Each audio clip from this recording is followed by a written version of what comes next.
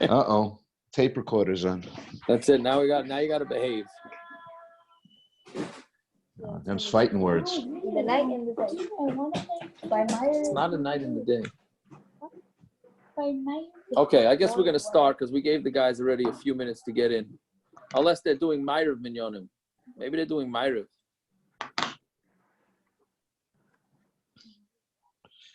I don't know. Look out the Get my window. menu for Take the a look share. and see. What? Look out the window. See if they're doing Ma'ariv. Let me tell you, I just had a minion. I thought I was in the North Pole. It's so cold outside. Windy today. Wow. Yeah. Anyways. All right.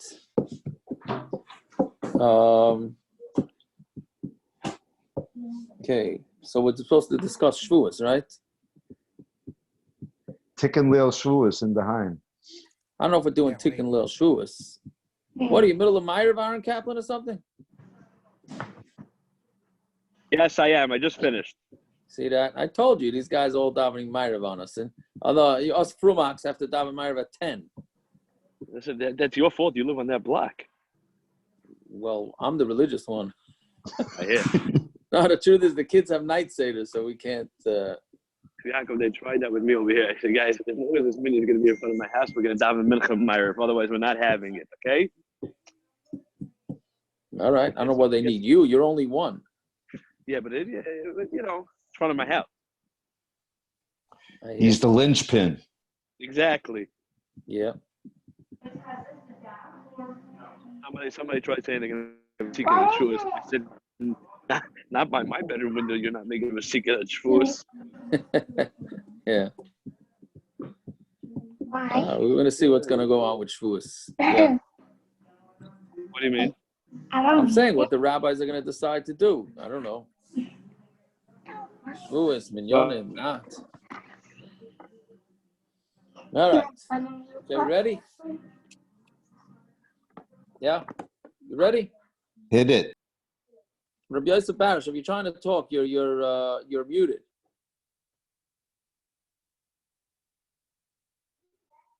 You want to say something? You hear me now? Now I hear you. Okay, good. Now it's a Verizon commercial. Yeah. Very good. Okay. Now, first thing I wanted to discuss. I'm not sure when to discuss the Hilchos Yom Tif or to discuss the halachas that are specific to Shavuos, right? But it's interesting because they have this halacha. They have this halacha that 30 days before Yom Tif, right? Shloshim Yom Kodem HaChag, right? 30 days before Yom Tif, you're supposed to learn the halachas of the Yom Tif, right? So Pesach obviously has a lot of halachas to learn, so that's why you need 30 days, right? But At least. and Sukkot also has a lot. You got Lulav, you have Esrog, you have Sukkah, obviously, right? What about Shavuos? Right? I mean, Shavuos, there's only so many halachas you can learn about eating cheesecake. You know what I mean?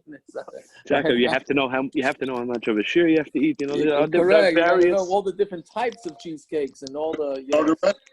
It's a baker. You have to know that. We should really have May Shavuos. Would be a lot more fun. That's very good. Yeah. This year we killed two birds with one stone, right? We have Shabbos is one of the days of Shavuos, so it's a yes. economy. That is true. Yeah, that is true. You have you get a two birds with one stone, but there's less halachas to learn because it's Shabbos. There's less halachas to be involved.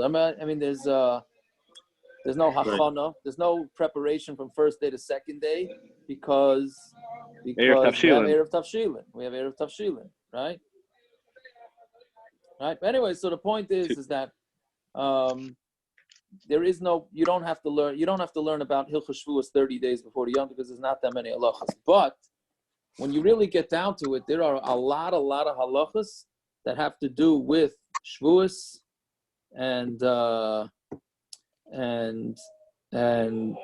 but it's not necessarily specific to Shavuos. It's Hilchos brachas. It's what brachas to make if you stay up a whole night. What can't you make? What can you make? What bracha to make on cheesecake? That's another one. cooking in milchiks and fleishik ovens, right? All these type of things. So let's just start with an interesting one. So before we get into something that's more practical. So I would say like this, and you're going to think I'm a little crazy, and you're going to be right. But I would say if somebody wants to get a blood test to see if they have antibodies, I got to figure out how to tie it in, right? If somebody has to take a blood test, the only reason we're learning it this week and not next week because somebody's planning to take a blood test, do not plan to take it next Thursday. Why? Right, next Thursday is Erev Shavuos. Good question here.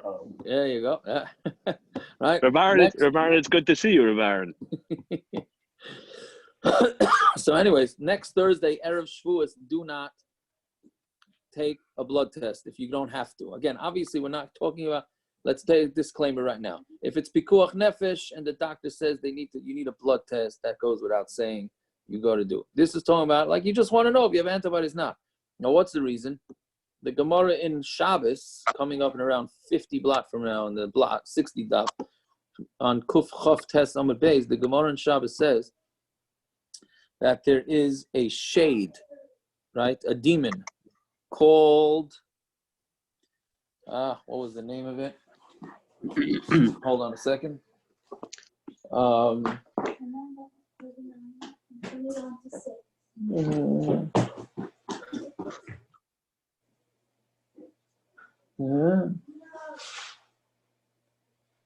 Tibuach, Tes Vez Vav Ches. There's a shade, a demon called Tibuach, which really means to slaughter, who basically said that if the Klal Yisrael would not accept the Torah, he would go and slaughter the entire Klal Yisrael. Right? So, therefore, we don't do anything that can put you even into the slightest bit of sakana, because this demon is hanging around on Erev Shavuos. And it continues to hang out on Erev Shavuos for all the years to come.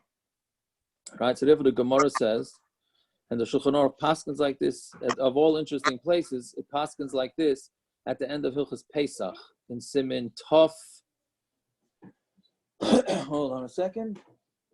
At the end of Siman, sometimes if you're going to tell this to people, they think you're crazy. So you really have to know the Maramokam here. So in Siman Tov Samach Ches Sif Yud, he says that you should not it really says bloodletting. You should not have bloodletting on Erev Shavuos. And then we learn out from Erev Shavuos to all other Erev Yom Tovim. But the Iker Din is on Erev Shavuos. That's really when it's said. And therefore you should not, no bloodletting on Erev Shavuos. Now the question is a blood test is not bloodletting, right? Bloodletting is done. You're drawing blood. You're drawing blood, exactly. Right. So that's exactly the issue. Do we say that this halacha applies to drawing blood, or only for bloodletting because it's your bloodletting you're doing to make yourself feel better? So it's like an optional. What's the name? What's the lashon they use in the medical term? It's Elective. Elective, thank you, right, elective. It's an elective thing, right? And it's even less than elective. It's really just like a massage or whatever it is to make you feel better. So maybe that's what you shouldn't do. But anything like a blood test. Prophylactic. Yeah, prophylactic, right. The Right. And I was going to say plastic surgery, but okay. Yeah, all right. Well. Yeah, okay, plastic surgery too. Would it be a stretch to say maybe that's another reason to have milchiks yontif? You don't have shechita of the behemoth and so on and so forth. Oh, yeah, you should know. I saw that today, but it's Hasidic stuff. I don't understand. You got to ask Zevi. Zevi would understand this stuff better. But I saw that the reason to have milchiks and fleishiks in the same meal is because milchiks is chesed, and meat is, I don't know, whatever, and meat and we want the milk over the meat because it's more something along those lines. That's part of the stuff. That's part of it. Yeah. It's what? What did he say? He said it's part of the stuff. Like the meat is chesed, meat, okay, well, milk is chesed, whatever. Okay, it's above my head, which is not that high. But yeah. Anyway, Reb Aaron probably has the blintzes already in the freezer. My wife is loaded, kind of her. There you go. I know my customers. And you don't even have to.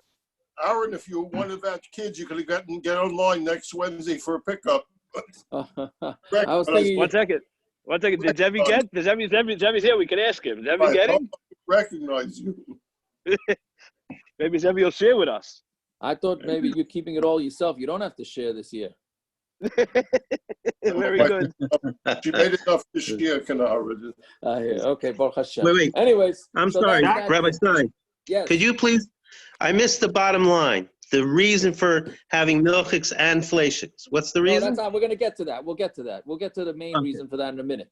But Okay. that was just a holy, like Is a it holy better thing. to avoid fleishiks of the whole shechita or not Chol Yisrael? What did he say? He had to go there. He says he says, which is halachically better? The whole, because shechita has an issue with the kashrus or Chol Yisrael. Okay. All right. So, yeah. No, you Okay. gotta mix it up a little. Yes, 100%. But anyways, okay. So that was Erev Shavuos. Another halacha with Shavuos. I don't know if we're gonna have minyanim, not gonna have minyanim.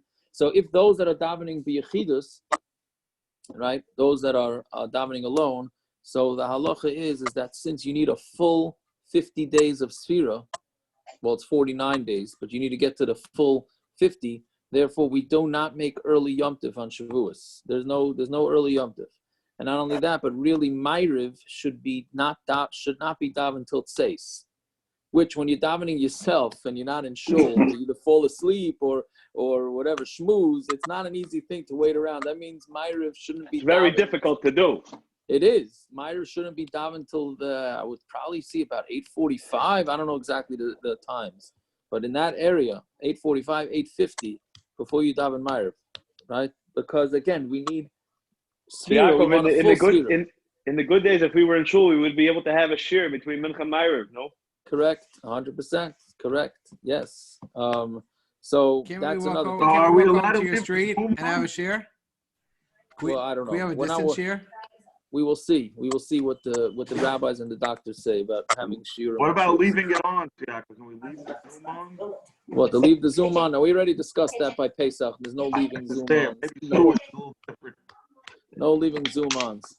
Okay. Yaakov, what So about making early Shabbos on Friday? Is that an issue? yes, early Shabbos is no problem. Adarava. There are many poskim say you should make early Shabbos on next Shabbos. Because the whole thing with the Erev Tavshilin, I thought maybe next week we'll discuss Erev Tavshilin, but once you mentioned it, right? So Erev Tavshilin really is based on that you're allowed to cook. Normally you're not allowed to cook for second day Yom Tov, but if it's Shabbos, since you're not allowed to cook on Shabbos, so we allow you to cook on the first day Yom Tov for the second day Yom Tov. But the whole premise is based on that you're cooking on Friday for potential guests that may come, which actually somebody asked me by Pesach, because we needed Erev Tavshilin by Pesach, that nowadays that guests are banned from coming, so maybe the whole svara of the Erev Tavshilin goes out the window, which was actually an interesting question. So that may apply to Shavuos too. But either way, right? So the whole point is that it's based on guests coming. So really, even when you make an Erev Tavshilin, one should make sure to cook everything for Shabbos early enough that potentially you can give it to guests. Meaning, don't prepare for Shabbos 5 minutes before Shabbos, because then what guests? You're not really preparing it for guests, because no guests are coming then anyways, right? So therefore, many poskim say what you can do to avoid that is to make early Shabbos. And like this, you know for sure you're bringing Shabbos in an hour and a half earlier, and then you're not gonna be preparing anything, because once you accept Shabbos, then you're done with your Shabbos preparation. So therefore, many poskim do say you should make an early Shabbos. When anytime you have Erev Tavshilin, you should make early Shabbos. But again, that's not necessarily, it's not required, but many say to do that. Okay? An interesting thing, Stam, once you brought up with the second day, so this is also not Negeya this year, but why do we keep 2 days Yom Tif? Like, I don't want to spend too much time on this, it's not so practical. It's a Sveika Diyama, right? We don't know, right? We don't know which days Yom Tif, which days not, right? Yeah. What's the only Yom Tif that we keep, that even in Eretz Yisrael, they keep 2 days? Rosh Hashanah. Rosh Hashanah. Why? Because Rosh Hashanah is only Yom Tov that's on the first day of the month. Rosh Hashanah. Right? So, Yom HaRifta. correct. But it really comes from that it's the first day of the month, so there was no way for the messengers to get anywhere. Even in Israel, even in Eretz Yisrael, there was no way for them to get to get to the message across. So therefore, everybody had to keep 2 days, right? So Shavuos, isn't Shavuos 50 days after Pesach? Right? I don't know if you ever heard this. The Chassam Sofer asked this kasha. Isn't Shavuos 50? So interesting. And So there shouldn't be an issue of Sveika Diyoma, you mean? Correct. There should be no Sveika Diyoma because within 50 days of Pesach, you are going to, within 50 days after Pesach, you will find out which day they made Rosh Chodesh Nisan and which day they kept Pesach in Eretz Yisrael. Right? Within those 50 days. So basically what you do is you count 50 days from Pesach and you know when Shavuos is. There's no reason to keep 2 days Shavuos. Double the cheesecake. Well, no, you're not. You have to double it on the first day. Oh. You're muted, Rav Yosef. You're muted. So according to what you're saying, you don't need messages for ear. Just count the days. No, because ear is and a chanami. No, but you still have to decide whether they made 1 day Rosh Chodesh, 2 days. But Ear could be either or. But the Spheres doesn't start till the second night. Right, so I'm saying you count 50 days from the second night of Pesach. Right? You count 50 days or 51 days from the first day Pesach, and you know exactly when Shavuos is, and there's no reason to keep 2 days. Okay. Right? So, okay, we don't paskin like that. But there are some poskim that say, okay, so it must be, you see, that they decided to keep Shavuos as 2 days anyways, so therefore the second day is actually stricter because clearly the Chachamim knew this, and they knew that, and they still said you have to keep 2 days of Shavuos. Right? So therefore the second day is stricter. Either way, it doesn't make a difference this year, like we said, because this year the second day is Shabbos. Right? So that doesn't make a difference. Right? Okay, so now this whole business with the dairy. Okay, what is the pshat? Rabbi Stein. Yes, sir. Stein. Yes. Rabbi Stein. Go ahead, Shai. I'm presuming the reason why they. I'm presuming the reason why they made 2 days Yontiv because otherwise everybody else would get all mixed up on when you do 2 days, when 1 day. So right. That's what the Achronim say. It's a light plug. But it's more chumma than the other days because it's not a suffix. It was intentionally made. Right. Although some would say, like, everybody knows that Shavuos would only be 1 day. All the other Yom Tov are 2 days. But you're right. Yes, that's what we do. It's a light plug, and we're not going to confuse everybody. Right? Yeah. So anyway, so that's that. Now, where does this dairy? Where does the dairy come from? Right, so there's a lot of halachas to be learned out. So why do we eat dairy on Shavuos? Why Shavuos of all the other Yom Tovim? So you mean the famous reason they teach us a cheder is not true? I don't know what the famous reason they taught. I'm glad that you learned something in cheder. That's A. Sorry about that. Okay, yeah. It's okay. I can handle it. He couldn't resist that one. I set him up for that. What did you learn? Because they didn't have pots. If they got the Sefer Torah, so everything was milk. It's a big kasha. You want to hear my kasha on that? No. Go ahead. That's what the Mishnah Brewer says, yeah. But it says if it was given Shabbos, they couldn't cook anyway. It didn't matter plots which way if they couldn't shech. They couldn't get to a behemoth. So what's the Mishnah Brewer saying? That's a tiny to what your Rebbe told you in Cheder. Ah, very good. But Rav Aaron, amongst the many other timers. Well, if you want to, Aaron, you could call my son Mendel to go to review everything in psychological terms. That's not me.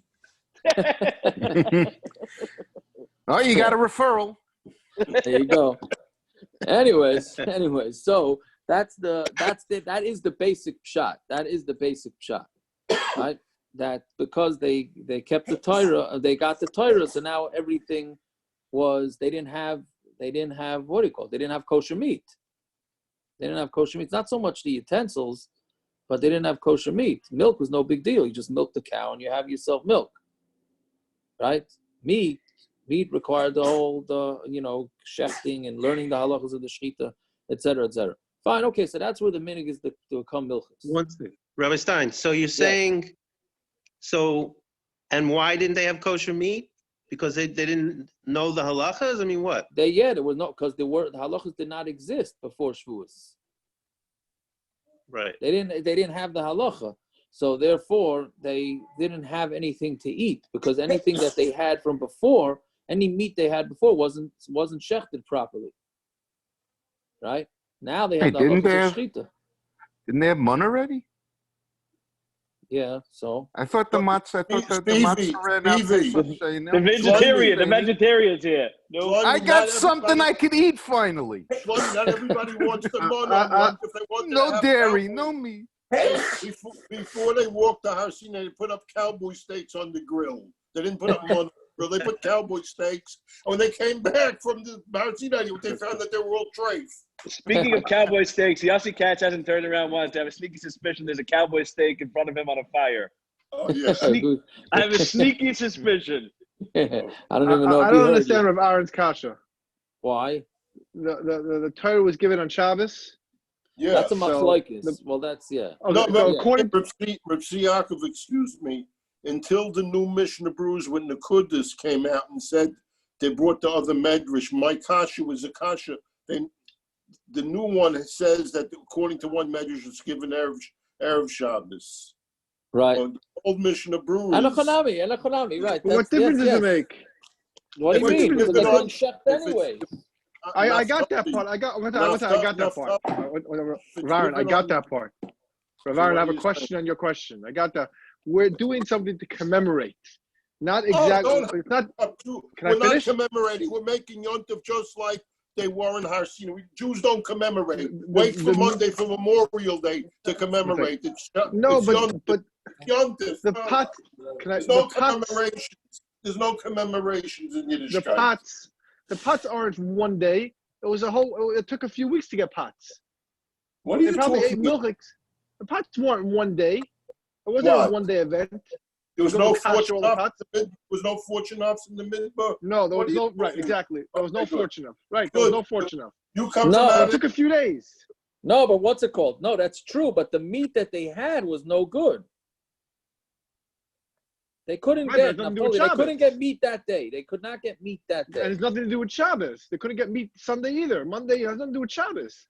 They had milchiks the next 2-3 days. No, but every Shabbos you can't shecht. You're not allowed to shecht on Shabbos. Exactly.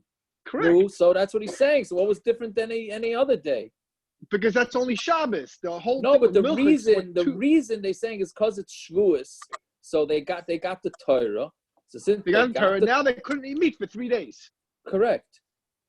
Not just Shabbos. They couldn't eat meat for 3 days. We eat milchiks because they didn't have pots. They didn't have meat. They didn't have anything. It was a 2-3 day event. It wasn't a one-day event. It wasn't one day that they were able to eat meat on Sunday.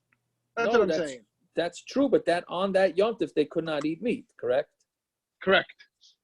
Okay, so that's all he's saying. But he's saying it has nothing to do with Shavuos. It has to do with that it was Shabbos. They couldn't eat meat. But I'm saying the whole milchik thing wasn't just for Shabbos. It was for Sunday and Monday. It was that time, that Tekuf, until I used the word commemorate, so I got checked. Until everything was settled. Naftali, ask your wife on Sunday to make you a special cheesecake with a special 14 balinces. She'll tell you, go grab a yogurt, you idiot, and leave me alone. She'll tell that to me today. I thought you were going to say a cheese steak, and then you have both. 1 second. Right. Why does he have to wait till Sunday? She'll yell at him today. Yeah, that's what I said. Yeah. All right. Anyways, the reason is because the only thing available to eat was dairy. Not so much the pans, but even just the food available was dairy. Now the question you could ask is they only got the Aseres Hadibros. Right? They only got Aseres Hadibros on Shavuos. They didn't get the rest of the Torah on Shavuos. And the Aseres Hadibros, as far as I remember, does not say anything about eating shechted meat. Aaron, did they teach that to you in Cheder? Jacob, we were out that year for Corona. Yeah, I hear. Okay. Anyways, right. So it's not in the Aseres Hadibros. So that the pshat is that the whole Torah was included. Reb Tzvi going, the Mishnah Berurah and Reb Tzvi going, right? That the whole entire Torah was included in the Aseres Hadibros, including Torah Shebal Peh, right? Even the Gemara, was included in the Aseres HaDibros. So therefore, even though subsequently the Torah says that they got, the Torah goes through all the mitzvahs, right? But Lamaisa, it was all given down on Shavuos, right? And and some also, this I think is less popular, is that you also have honey. The Mishabura brings to have minig, many have the minig to have honey on Shavuos too. He says mikzas mekomis, right? Because Torah is compared to dvash. Torah is compared to dvash, so therefore you also have honey. You have honey, sweet things, whatever it is, right? Baron, maybe that's the pshat that some of the cheesecake have a honey glaze on top. That could be. That could be. Is it bee honey or date honey? I don't think it makes a difference. Most honey that's said in the Gemara is date honey, is not bee honey. It's mostly date honey. But, yeah. Anyway, whichever one you could eat, it's the other one. Okay. Anyway, so here's the story. So now, how are you supposed to eat it? Okay, what meaning? I know how you eat cheesecake. Trust me, I'm very good at that, right? But meaning, what are you supposed to do? Crust. What? Okay, if you want. Okay, you want to start with that? Do you make a mezainis on that cheesecake or shahakol? Mezainis. Oh, it depends why you'd have. I would say shahakol. Oh, which part are you eating first? Well, I understand. What do you call it? What do you call it? Graham crackers. Graham crackers. So now, yeah, but I don't want to get to this yet, but that's one of the many halachas that you have to learn with Shavuos is what's the story with the brachas. There's multiple brachas issues with the cheesecake. Number one is what bracha you make on cheesecake. Obviously, we're talking about cheesecake that has a crust to it. If it doesn't have any mezainis in it, then clearly you make shahakal. Yes, that's... Or if it has fruit on top. A lot of fruit. Right. Okay, so it has fruit on it, then that's another issue. Graham crackers on the bottom or cookies or whatever, that's another issue. Then what happens if you're the type of person, which we'll get to, who takes the cheesecake first and then you eat your meat meal, right? Which many people do, which we'll get to, which really sounds like the main thing that you're supposed to do on Shavuos is to eat the cheesecake and then the meal, the meat meal, right? Do you make a bracha achrona on the cheesecake and then wash, or do you not? Do you include it all in the Birchas Hamazon? Right? Okay, so we're going to try and go through the halachas a little bit. But first, let's understand the way the Ramah says is really nothing to do. The reason Aaron, you there? Yeah. I'm sorry. The difference. I'm here. From a regular Shabbos. Some people make kiddush, and they have herring and mezainis, whatever, schnapps or whatever. So some people make a bracha achrona, or some people just get up and then they go wash. They don't necessarily. Correct. What's it? Yeah. Right. So what? No. So what do you mean? Some hold. But isn't it by? What? Isn't it by Birchas Hamazon? Doesn't it say if you're going to have a milchik meal, you should clean off the table, change the tablecloth bench, and then set up for your meat meal? So we're gonna So exactly, we're gonna get to that in a second. I'd like to get to that. So yes, Aaron, even though how could if you wash after, how could that be included? You're washing after. Right. No, but the food that you eat is included part of the meal. You don't make a bracha achrona. The Birchas Hamazon of the meal will cover what you ate before. It's basically you can make kiddush and Shabbos and have herring and then go wash. Yes. And not right. So that's a big issue in the poskim. It's a big issue in the poskim. It's not. You want me to get lit fish and frum on you? I'll tell you, it's not preferred to do that. Okay, but you know what? It doesn't make sense to do it. Right, the minig klai, so we're not going to shoot them down. But the machlokes there, it's a big machlokes whether you should make ala michya first or not. But basically, what it's contingent on, that machlokes, is why did you eat the herring and the kichel and whatever, the cheesecake? If it was because you wanted to be part of the meal, to fill yourself, then that's part of the meal, and therefore you don't have to say ala michya because the Birchas Hamazon is going to cut it. But if, again, this is all machlokes, so it's unclear exactly how we pass it. The other way is if you're just eating it because you want to have a geschmack, a piece of cheesecake, just a bit to taste it, to enjoy it, but you're not really looking to fill yourself up with it, then that's really not part of the meal. And that really also has to do if you have it for dessert, right? Or in the middle of the meal, somebody brings you a cheesecake, you're eating a milchik meal, somebody knocks on the door, obviously not this year, and says, here, try this cheesecake. So you're really full, you're not interested in trying it. So you're just trying it because, you know what, another cheesecake, and my beer and ala mitzvah, so whatever it is. So you try it, but and you're not really using it to fill you up, so then you would have to make a bracha on that. Okay, but that's the basic thing. But I want to get to the main reason to have milchiks is not because of this medrash, right? I mean, it's not really a medrash. It's interesting because the Magen Avram, the way the Meshua brings it, he says he heard it from a B'Shem Gadol Echad, right? So they didn't only pull that, anonymous nowadays. They said anonymous things over, and I don't know if anybody appreciates what I'm saying over here, but it's the whole thing where you don't want to say over who said it. Okay, but the Magen Avram brings it. Okay, but the real reason brought in the Ramah to have dairy is because one of the karbanos that was brought on Shavuos, the extra carbon that was brought, not really a carbon, was the shtei halechem, right? They brought 2 loaves of bread, right? Now, when you had this tonight by supper in my house, when you eat dairy at a meal, right? So, and this is what Shlomi was saying, let's say you want to eat dairy and then you want to change to meat. So you got to clear off the table. Let's say you have a loaf of bread on the table. You're eating it with your pasta, or I don't know, with cream cheese and lox, and you have bread on the table. And now you decide that you want to now start eating meat. So you got to change the tablecloth. Well, change the tablecloth nowadays, maybe not because we use plates. But let's say back in the old days, they didn't use plates. So you got to change the tablecloth, and the bread that you ate by the dairy meal is not allowed to be eaten by the meat meal. Right. Not allowed to be eaten by the meat meal. You got to change the bread. It's supposed to be a different kind of bread. It's supposed to be a different shape. No, that's a different thing. That's a different thing we have to discuss. But this is just, same challah that you have on the table. You're not allowed to have the same challah on the table for when you ate dairy and from when you ate meat, this is a practical halacha that people are not aware of.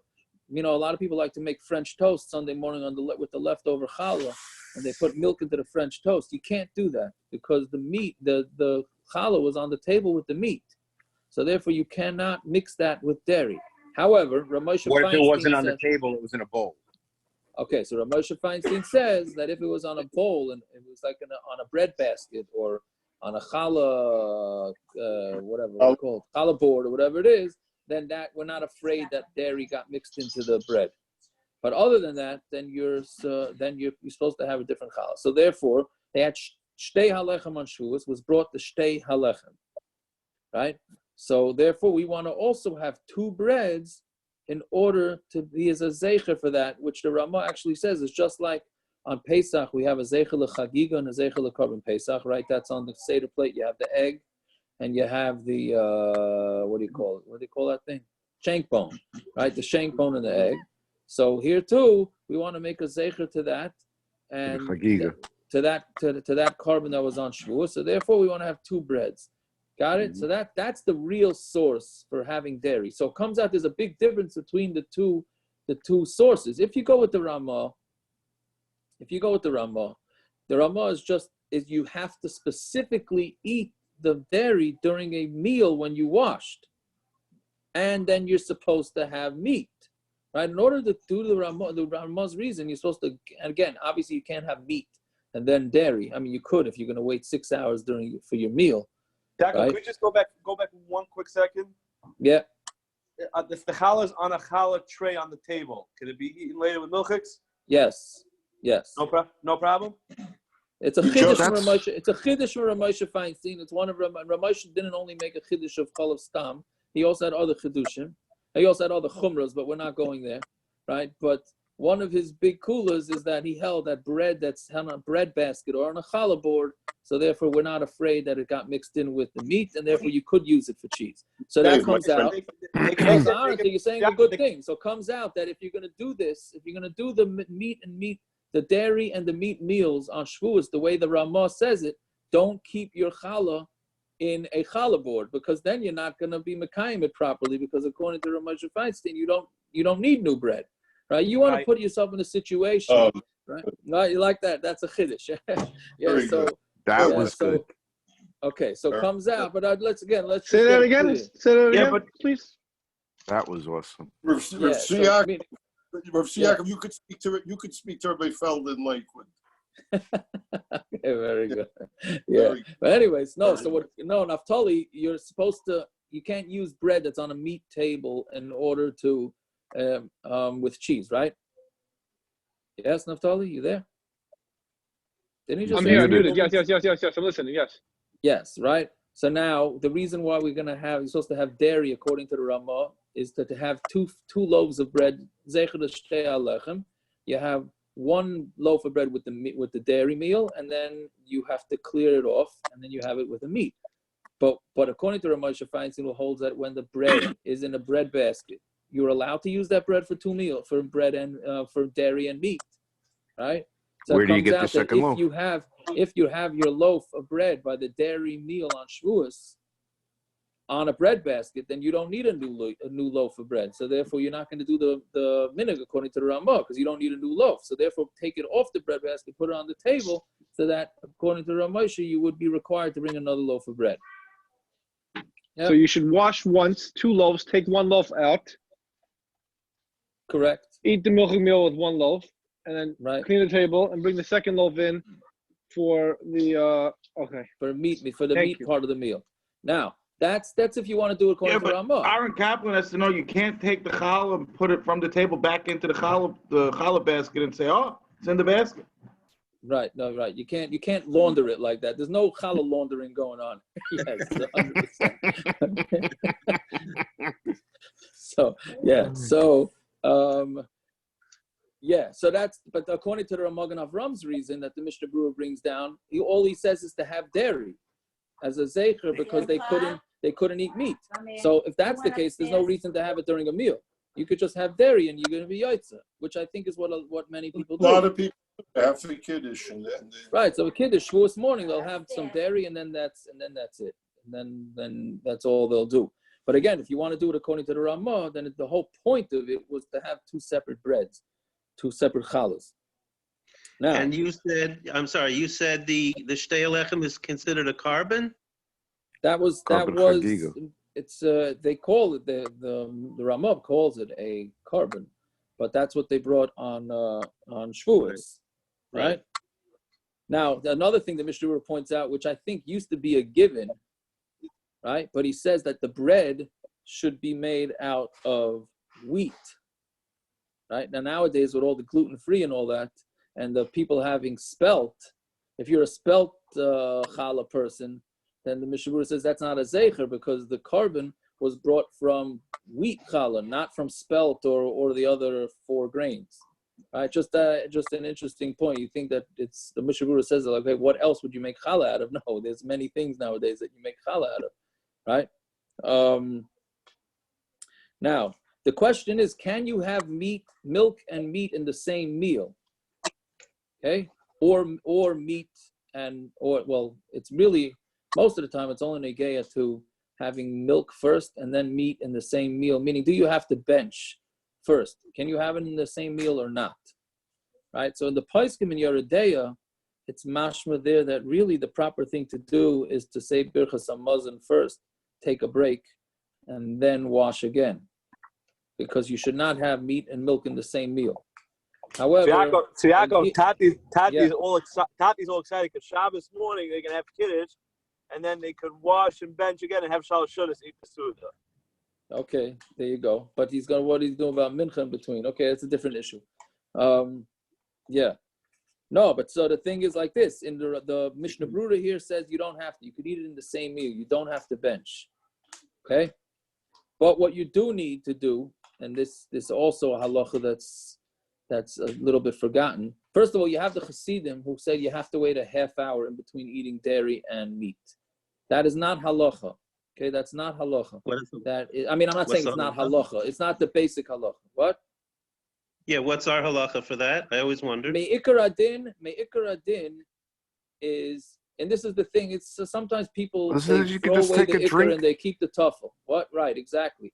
The ikar halacha is that if you're eating dairy and then you want to eat meat, you have to wash your hands, you got to wash out your mouth, and eat something that's pariv, obviously, that will sort of wash down whatever dairy's in your teeth and in your mouth. Okay? So again, hands have to be washed, even though the person will say nowadays that most people use forks, maybe you don't have to do that.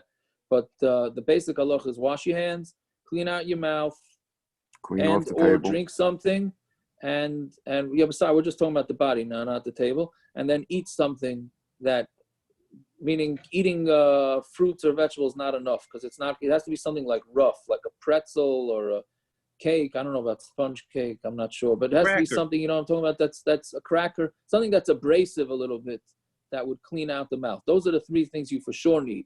Then al pi Kabbalah, the Arizal says, some say the Arizal meant an hour, some say the Arizal meant a half hour, that you have to wait a half hour or an hour in between eating dairy and meat.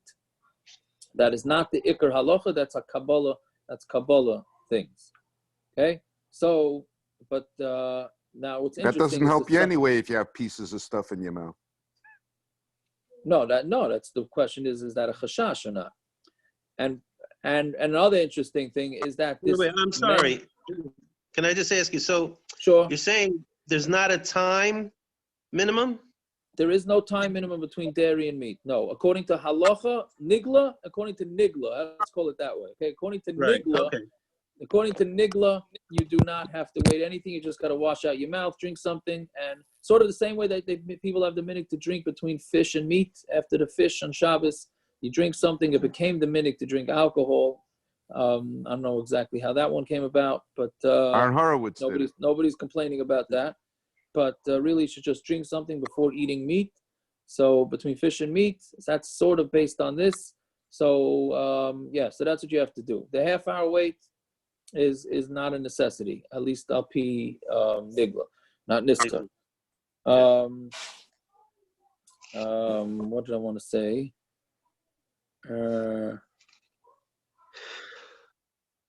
What was I just wanna? Something just slipped my mind that comes up. Oh yeah, many poskim say that you don't have to wash out your mouth and your hands between eating dairy and chicken. Okay, the ikar. I think the minhag became you do that anyways, but me'ikar adin, you only have to wash your hands and your mouth and drink something between eating dairy and meat, not dairy and chicken. Okay, which many have, most are having, I think, some sort of meat, so it's really not going to make a difference, right? But if you're just going to have chicken, so then you don't really have to wash out your mouth either. Although the minhag became like that. Okay. Are we finished officially? Should we go a little bit more? And of course, 6 hour cheese. People are starting to talk in the chat. There's Very shit good. going on. Right, that's what I wanted to say. Right, thank you, Stephen. Cheese that's aged 6 months, that according to the Ikar Halacha, you have to wait. Well, the Ikar Halacha is you have to wait an hour because that's really the Ikar Halacha between meat and cheese also. But if you wait 6 hours between meat and milk, meat and cheese, then you also have to wait 6 hours between 6 hours in between aged cheese. Now it's a whole controversy what aged cheese is. Okay, in Eretz Yisrael, the poskim actually say that the yellow cheese they have in Eretz Yisrael, which it's equivalent basically of our American cheese, they hold you have to wait 6 hours after that. Which in America, we do not go with that. We do not go with that. But the only cheese, for the most part, that it seems would have the issue is Parmesan cheese. I mean, OU has a whole list of the different cheeses that you'd have to wait. Aged 6 months, that means it has to be aged purposely 6 months. Just because it's sat in the grocery store refrigerator doesn't mean that that's aged 6 months, right? The lesson is that it's a hard cheese. Correct. The hard cheese. The aging can takes either be the wormy, moisture out of it. Right, or wormy. or it could be wormy cheese, whatever it is. But a kula that is important to know if you're a cheese person, this shaila gets asked very often, especially on a Friday afternoon when the restaurants Pizza are time. open and a woman gets the salad. It's usually not men getting the Parmesan cheese salads, right? But they get a salad with Parmesan cheese at 2, 3 in the afternoon on a Friday, and then they go make early Shabbos, and now they're stuck not eating meat, right? Because they have to wait 6 hours from the Parmesan cheese. That would be the most practical application of it. The Yad Yehuda, who's one of the big, So you're saying, I'm sorry. So the Iker Halacha, you're saying for us is only Parmesan cheese? And only only cheeses that are purposely aged for 6 months, which for the most no, there are other cheeses too. I just don't remember the list. But the most common one is Parmesan cheese. The most common one is Parmesan cheese. However, so you said it's 6 hours. What do you say? You said it's 6 hours if someone waits 6 hours between fleischiks and milchiks. So what about for me? So I only have to wait 3 for that? Yes. It's certainly not stricter than meat. Yeah, it's not stricter than meat. But the Yad Yehuda, who's one of the big poskim on the Mefarshim, and Yeredeya says that if the Parmesan cheese or the 6-hour cheese is melted, then you don't have to wait 6 hours. Okay, so a lot of times when they're putting the Parmesan cheese into the pasta or to the whatever it is that they're having on Yom Tif, or even during the week, or into the pizza, it's melted. So if it's melted, that's what to rely on, that you don't have to wait. You don't have to wait 6 hours for that. Okay, there are some poskim that say that it's only if it gets melted into other cheese, but if you can still see, it's very discernible that you have that Parmesan cheese on the top, then it doesn't. You do have to wait the 6 hours. Okay, I guess I got to stop over here. So we'll continue Bez Hashem next Tuesday. We'll continue more with these halachas, and maybe try and do Erev Tafshilin and Shlomi Friedman. Yes. Buffalo Trace has hashgacha now from the Chicago Vod. Yes, it does. From the somebody CIC. just asked me. Somebody just asked me about it 2 days ago. Yep. How is that possible? It's the old. It's a weeded recipe. It's the old Weller recipe. Oh, so it's not all Buffalo Trace. It's a special Buffalo Trace. It's not the classic Buffalo Trace. That has the hechsher on the bottle. It's the Buffalo Trace distillery, but it's not the old Buffalo Trace recipe. It's the old Weller recipe. Sounds it's a like weeded bourbon. All right. Does that mean what do you want to ask me? chametz this year? Yes. Yosef, you wanted to ask something, Yosef Barish? Did you want to ask something? But they didn't do it for the whole distillery. They did it just for this one because they did the barrels and everything. Okay, so you said that Rabbi Stein, you said that there's a list, the OU. If I Google OU, I can get the list of the cheeses. Yes, OU. Yes, I just did. Just Google OU hard cheeses or 6-hour cheeses, and they should have a list. If you Google 6-hour cheeses, the OU list comes right up. If you can't find it, let me know. You Google me, and then I'll find it for you. How's that? Full service. There you go. All right. Have a good night. If you want to stay for the daf, stay on these same channels. Otherwise, we'll be back in a minute.